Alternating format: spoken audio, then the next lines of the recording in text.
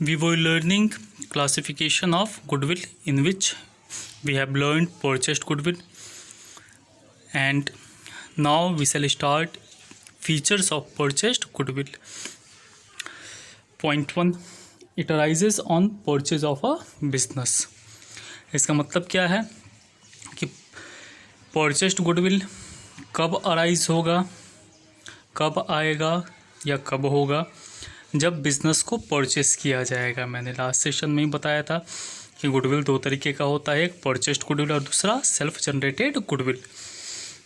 तो अभी हम परचेस्ड गुडविल के फीचर्स के बारे में बात कर रहे हैं। तो परचेस्ड गुडविल कब अराइज करेगा, जब हम बिज़नेस को परचेस करेंगे तब। नेक्स्ट फीचर क्या है, it is recorded in the books of accounts because consideration is paid for it. भाई बोलता है कि इसको हम बुक्स ऑफ अकाउंट में इसलिए रिकॉर्ड करते हैं क्योंकि इसके लिए मैंने कंसिडरेशन पे किया है, इसके लिए मैंने पैसा पे किया है, मैंने गुडविल के लिए पेमेंट किया है। अगर मैं गुडविल के लिए पे नहीं करूँगा तो मैं इसको अपने बुक्स ऑफ अकाउंट यानी मान लो बैलेंस शीट में किस दाम पे दिखाऊँगा। ठीक है, तो चूँकि मैंने इसके लिए पेमेंट किया है इसलिए मैं इसे अपने बुक्स ऑफ अकाउंट में दिखा भी सकता हूँ। नेक्स्ट पॉइंट क्या है, it is shown in the balance sheet as an asset. चूँकि गुडविल एसेट होता है तो बैलेंस शीट में इसे एसेट साइड ही दिखाया जाएगा एज एन एसेट। फिर क्या बोलता है, it is amortized over its useful economic life. 11th में हम लोग पढ़े हैं कि गुडविल इंटेंजिबल एसेट होता है और इंटेंजिबल एसेट के ऊपर एमोटाइजेशन लगाया जाता है, डेप्रिसिएशन नहीं होता। तो ये भी डेप्रिसिएशन ही है लेकिन इसका अलग नाम है जिसको हम लोग कहते हैं एमोर्टाइजेशन। तो इसके ऊपर भी एमोर्टाइजेशन होगा, इसका भी वैल्यू डिक्रीज करेगा। नेक्स्ट क्या है अपना सेल्फ जनरेटेड गुडविल या फिर इसे हम इनहेरेंट गुडविल भी कह सकते हैं। तो होता क्या है, सेल्फ जनरेटेड गुडविल और परचेस्ड गुडविल में डिफरेंस क्या है। तो सबसे पहला डिफरेंस है देखो कि परचेस्ड गुडविल के लिए कंसिडरेशन पे किया गया है, जबकि सेल्फ जनरेटेड गुडविल अपने मेहनत अपने ऑनेस्टी से कमाया गया है, बनाया गया है, यानी इसके लिए किसी भी तरीके का कंसिडरेशन पे नहीं हुआ है। पॉइंट 1 क्या बोलता है, features of self generated goodwill में it is internally generated over a long period of time. ये धीरे धीरे लंबे समय में अपने आप जनरेट होता है। A true cost can not be placed on this type of goodwill, its valuation depend upon या on the subjective judgement of the valuer. बोल रहा है इसका सही दाम निकाल पाना, एक्चुअल कॉस्ट निकाल पाना मुश्किल है, नहीं निकाल पाएंगे। तो गुडविल का जब वैल्यूएशन जब वैल्यूअर करता है, वैल्यूएशन ऑफिसर करता है, तो ये उसके डिसीजन के ऊपर डिपेंड करता है कि गुडविल का वैल्यू कितना आएगा। अभी आप आगे गुडविल के मेथड्स पढ़ोगे और अलग अलग मेथड्स में गुडविल के अलग अलग रेट आएंगे। तो किस सिचुएशन में आपका गुडविल डेवलप किया है, वैल्यूएशन ऑफिसर किस मेथड को सेलेक्ट करता है वैल्यूएशन के लिए, उसके ऊपर डिपेंड करेगा आपके गुडविल का वैल्यू। ये थर्ड पॉइंट इंपॉर्टेंट पॉइंट है। ये क्या बोलता है, एज पर accounting standard 26 and Indian accounting standard जिसको हम इंड AS भी कहते हैं 38 intangible asset, it is not recorded in the books of account because consideration in money or money's worth has not been paid for it. देखो purchased goodwill को हम लोग books of account यानी balance sheet में दिखाते हैं as an asset, लेकिन self generated goodwill को हम लोग अपने बुक्स ऑफ अकाउंट में यानी बैलेंस शीट में नहीं दिखा सकते हैं। परचेस्ड गुडविल को दिखाने के पीछे रीज़न है कि हम उसका कंसिडरेशन पे किए हैं, तो हम जान रहे हैं कि ये गुडविल कितने का है, लेकिन सेल्फ जनरेटेड गुडविल का एग्जैक्ट वैल्यू हमको नहीं पता है। और अकाउंटिंग स्टैंडर्ड 26 या फिर इंड AS 38 रोक लगा दी है कि आप सेल्फ जनरेटेड गुडविल को अपने बुक्स ऑफ अकाउंट में अपने बैलेंस शीट में शो नहीं कर सकते हैं। ठीक है, अब एक क्वेश्चन आता है, why goodwill is to be adjusted in case profit sharing ratio is changed. जब भी प्रॉफिट शेयरिंग रेशियो बदलता है ना, या जब भी फर्म का रिकन्स्टिट्यूशन होता है यानी एडमिशन हो, रिटायरमेंट हो, डेथ हो, या रेशियो चेंज कर जाए या अमलगमेशन हो, हर केस में गुडविल का वैल्यूएशन करना ज़रूरी होता है। और गुडविल का वैल्यूएशन क्यों किया जाता है, ताकि गुडविल के वैल्यू को पार्टनर के बीच में एडजस्ट किया जाए। मैंने पहले गेनिंग सेक्रीफाइसिंग रेशियो के समय एक पॉइंट बोला था कि जब भी रेशियो चेंज होगा तो कोई पार्टनर गेन करेगा और कोई पार्टनर सेक्रीफाइस करेगा, यानी किसी को फ़ायदा होगा अब आगे फ्यूचर में और किसी को लॉस होगा आगे फ्यूचर में। तो कोई भी पार्टनर अपने हिस्से को क्यों छोड़ देगा फ्री में, वो उसके बदले, उस शेयर के बदले, जितना वो शेयर सेक्रीफाइस कर रहा है उसके बदले वो हर चीज़ का पैसा लेगा। ठीक है, तो सेम वे वो गुडविल का पैसा भी लेता है। देखो आंसर क्या लिखा है, because due to change in profit sharing ratio one or more partners gain and other partner or partners sacrifices, so goodwill is adjusted in sacrificing ratio to compensate the sacrificing partner by the gaining partner or partners, hence gaining ratio और sacrificing ratio is calculated। तो इसने क्या बताया, क्योंकि जब भी ratio बदलता है तो एक या एक से अधिक पार्टनर गेन करते हैं और एक या एक से अधिक पार्टनर सेक्रीफाइस भी करते हैं। तो गुडविल के वैल्यू को जो है ना वो एडजस्ट किया जाता है सेक्रीफाइसिंग रेशियो में, यानी जो वैल्यू है जितना गुडविल, जितना सामने वाला सेक्रीफाइसिंग पार्टनर सेक्रीफाइस कर रहा है उसके बराबर का वो गुडविल का पैसा भी लेता है, यानी गुडविल में भी उतना वो हिस्सा लेता है, क्योंकि फ्यूचर में अब उसको इस गुडविल का पैसा नहीं मिलेगा, मतलब कम मिलेगा। आज हमको अगर गुडविल में से 1/4 हिस्सा मिलना है और मैं अपने शेयर को सेक्रीफाइस कर दे रहा हूँ और आज अगर इस हिस्से को मैं एडजस्ट न करवाऊँ तो फ्यूचर में तो मेरा रेशियो घट जाएगा ना, तो मुझे पैसा भी कम मिलेगा। ठीक है, अगर आज मुझे 4 रोटी मिलता है और आज के बाद 3 ही रोटी लूँगा, तो अगर सारा एडजस्टमेंट आज मैं नहीं करूँगा तो फ्यूचर में तो फिर मेरे को 3 ही रोटी मिलना है ना हर चीज़ में से, यानी मुझे तो घाटे लग जाना है एक एक रोटी के हर चीज़ में से। तो जो एडजस्टमेंट होना है, चाहे गुडविल का हो या रिजर्व का हो या प्रॉफिट को हो, आज ही करना पड़ेगा जिस दिन रेशियो चेंज हो रहा है। या तो आप एडजस्टमेंट करो, नहीं तो डिस्ट्रीब्यूशन करो। तो अगर डिस्ट्रीब्यूशन नहीं करना है तो ऑलवेज एडजस्टमेंट ही किया जाता है।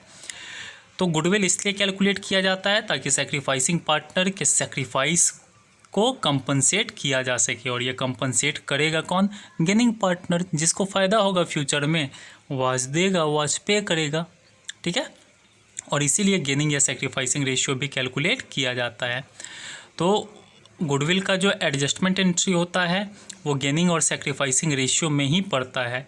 एडजस्टमेंट एंट्री कब मारा जाता है, तो जब गुडविल या रिज़र्व या प्रॉफिट को डिस्ट्रीब्यूट नहीं करना है। अगर डिस्ट्रीब्यूट करना है तो डिस्ट्रीब्यूशन का एंट्री पड़ेगा, और अगर डिस्ट्रीब्यूट नहीं करना है तो एडजस्टमेंट एंट्री पड़ेगा। ध्यान रहे, एडजस्टमेंट एंट्री हर केस में, चाहे वो गुडविल के लिए रहे या रिज़र्व के लिए रहे या एक्यूमुलेटेड प्रॉफिट के लिए रहे, सेम रहता है। एडजस्टमेंट एंट्री कैसा दिखाई देता है भाई, तो मैं बता दूं, एडजस्टमेंट एंट्री होता है gaining partner capital account debit to sacrificing partner capital account. यही अगर फिक्स्ड कैपिटल मेथड रहेगा तो gaining partner current account debit to sacrificing partner current account. Gaining partner चूँकि आज गेन कर रहा है ना, तो आज पे करेगा इसलिए उसका कैपिटल घटेगा, इसलिए डेबिट किया जा रहा है उसे। और सेक्रीफाइसिंग पार्टनर चूँकि सेक्रीफाइस कर रहा है, अपने शेयर को सेल कर रहा है, बेच रहा है, तो आज रिसीवर होगा, आज पैसा रिसीव करेगा, इसलिए सेक्रीफाइसिंग पार्टनर के कैपिटल को क्रेडिट किया जा रहा है, यानी उसके कैपिटल को बढ़ाया जा रहा है। नेक्स्ट क्या है, अब यहाँ से स्टार्ट होता है methods of valuation of goodwill. देखो 3 मेथड होता है गुडविल के वैल्यूएशन का, एक एवरेज प्रॉफिट मेथड, दूसरा सुपर प्रॉफिट मेथड और तीसरा कैपिटलाइजेशन मेथड। अभी हम एवरेज प्रॉफिट मेथड देखेंगे। एवरेज प्रॉफिट मेथड में 2 मेथड है खुद, एक सिंपल एवरेज प्रॉफिट मेथड और दूसरा weighted average profit method. Simple average profit method और दूसरा वेटेड एवरेज प्रॉफिट मेथड। तो अभी पहले सिंपल एवरेज प्रॉफिट मेथड देखते हैं। इसमें गुडविल का फॉर्मूला क्या होता है, यानी गुडविल के वैल्यू को निकालने का फॉर्मूला क्या होता है।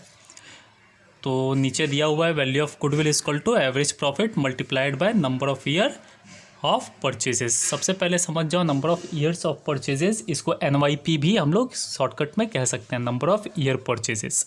ये क्या होता है, ये NYP यानी नंबर ऑफ ईयर परचेजेस होता क्या है।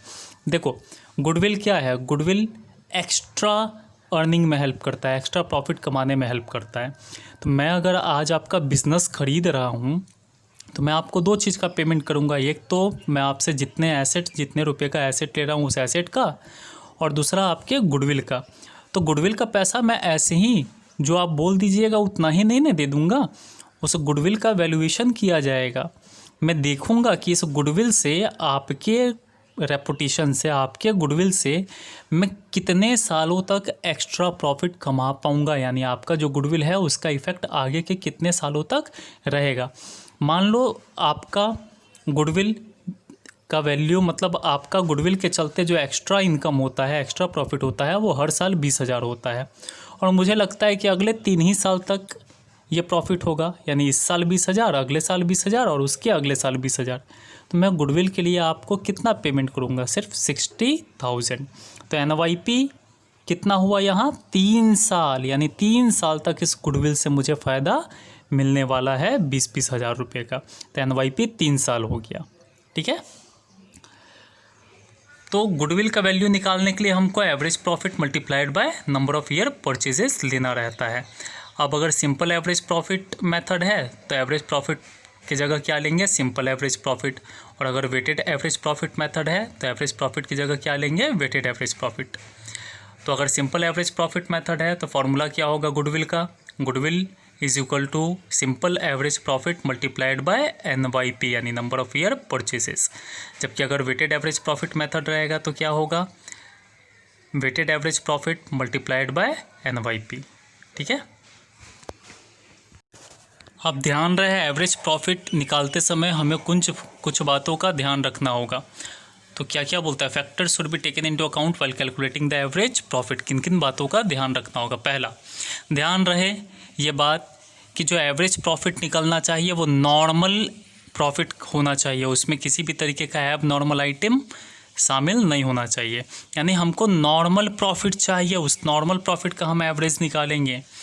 तो किसी भी तरीके का अगर उस प्रॉफिट में एबनॉर्मल इनकम शामिल है तो भैया इनकम के चलते प्रॉफिट बढ़ जाता है ना, तो इस एबनॉर्मल इनकम को हम घटा देंगे, क्योंकि मेरा जो प्रॉफिट दिख रहा होगा उसमें तो एबनॉर्मल इनकम भी शामिल है, तो उसको माइनस कर देंगे तो हम नॉर्मल इनकम की तरफ पहुंच जाएंगे।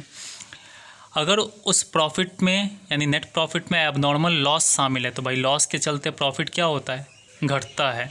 तो इस एबनॉर्मल लॉस को वापस हम ऐड बैक कर देंगे ताकि हम नॉर्मल प्रॉफिट पे पहुंच सके।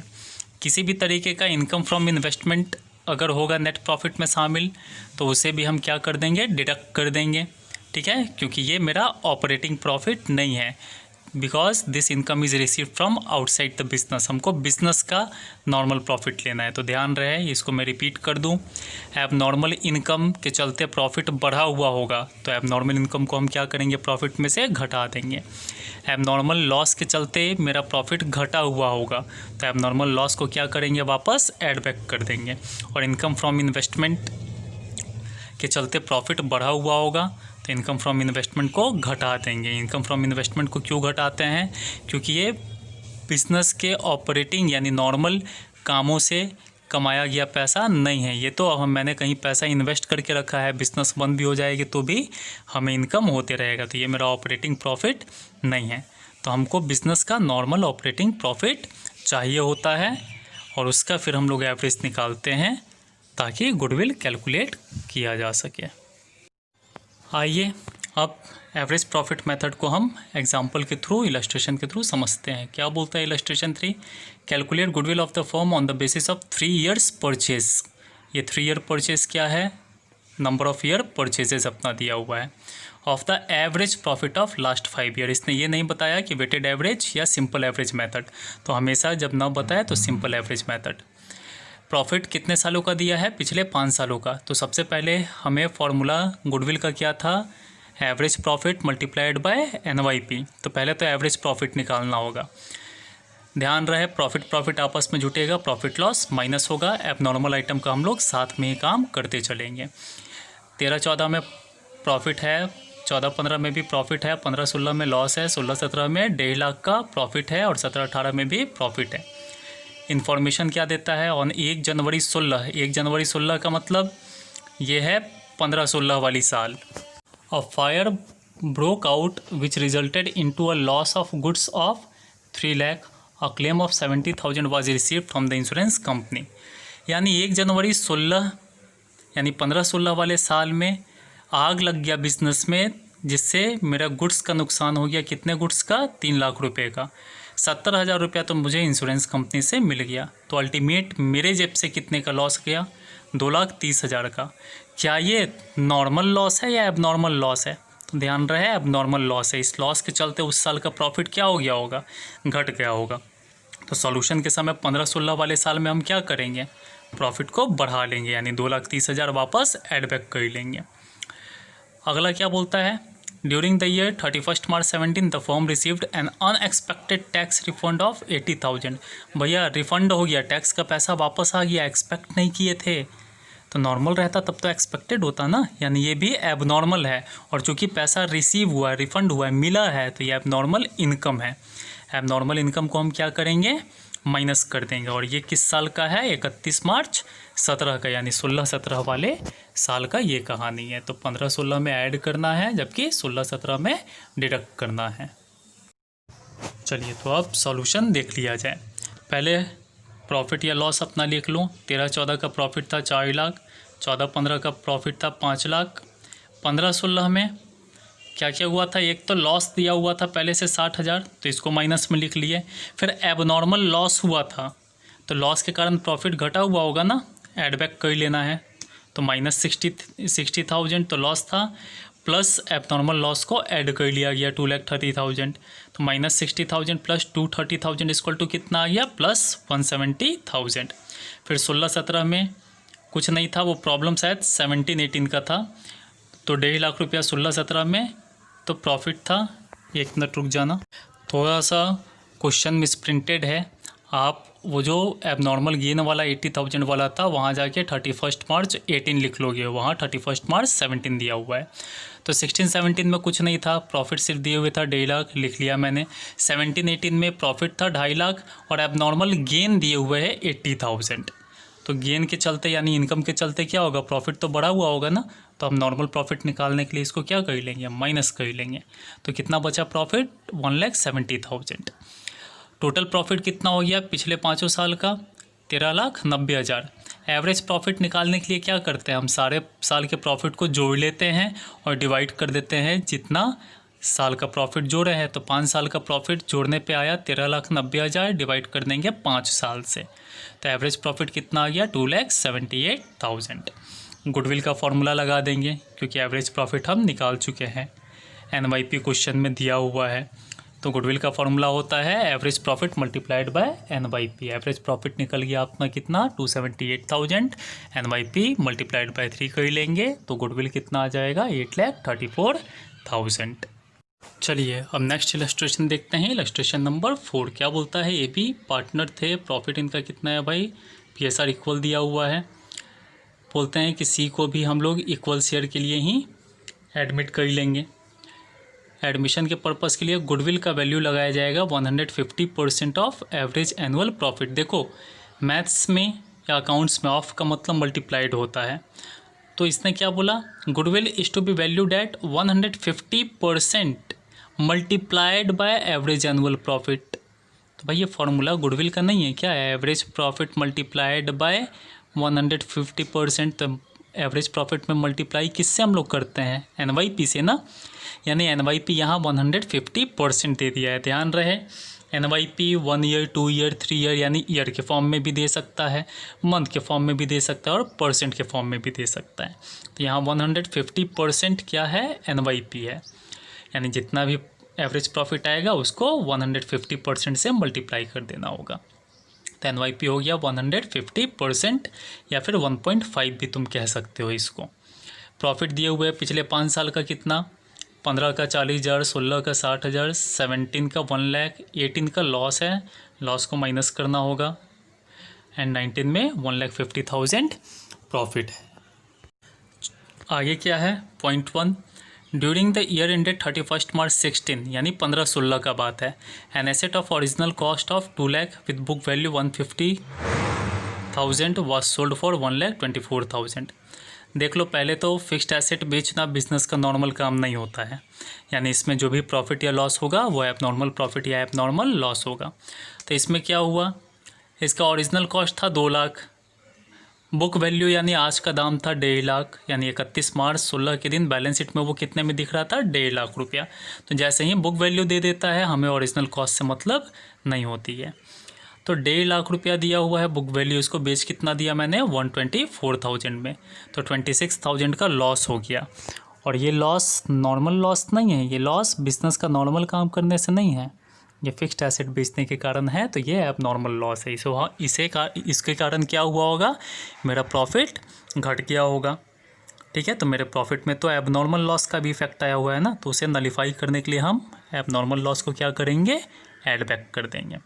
नेक्स्ट पॉइंट क्या है, ऑन 1 अप्रैल 17 यानी 17-18 का बात है, 2 computers costing 1 lakh were purchased and were wrongly debited to travelling expenses.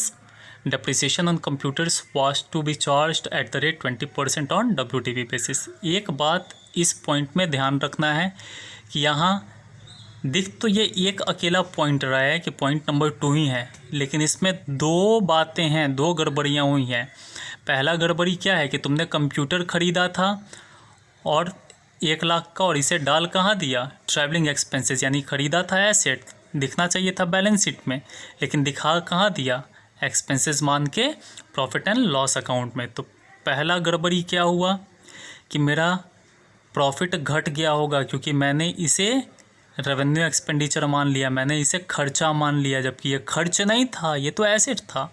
तो खर्च मान लेने के कारण प्रॉफिट क्या हो गया होगा, 1 लाख से मेरा घट गया होगा। तो पहला काम तो 1 लाख रुपए से वापस प्रॉफिट को बढ़ा लेना होगा।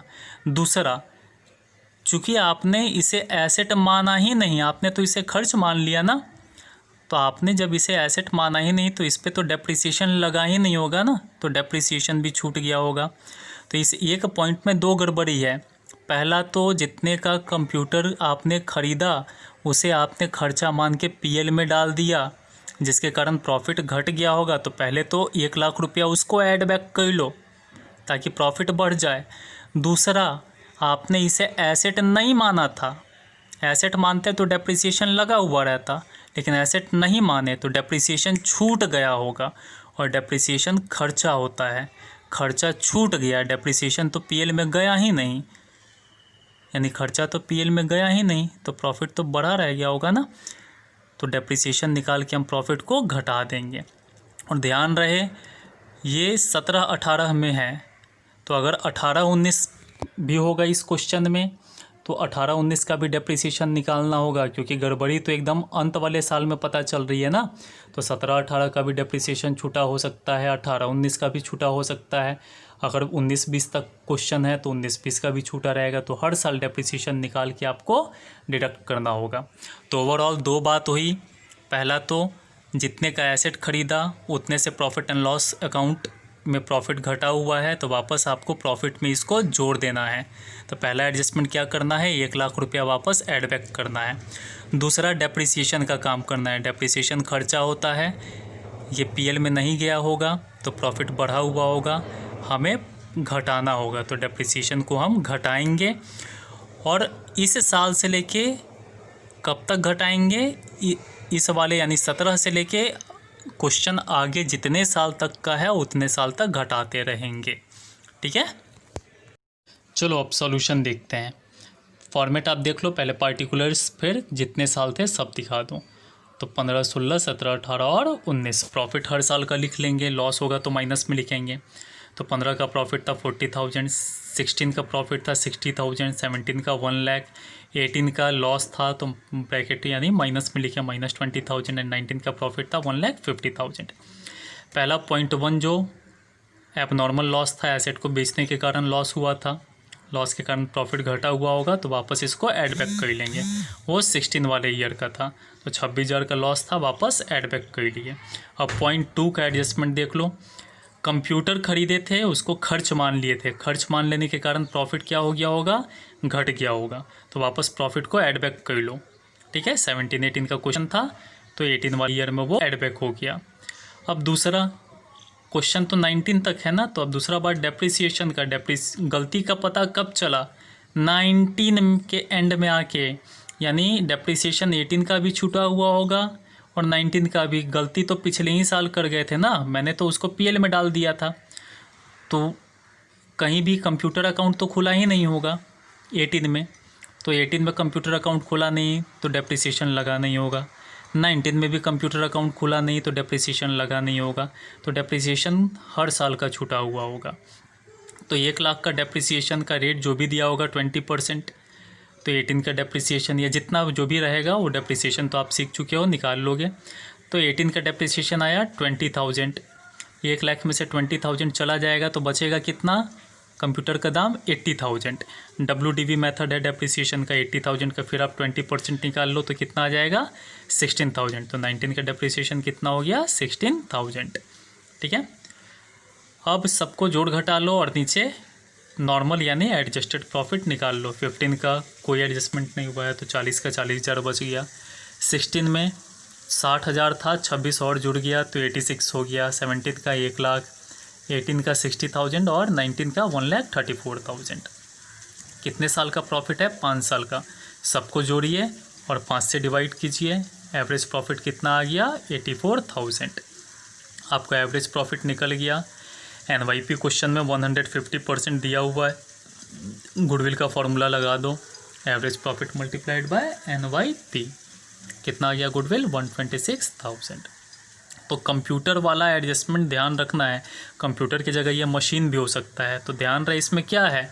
खरीदे एसेट थे और मान लिया था आपने इसको क्या? एक्सपेंसेस।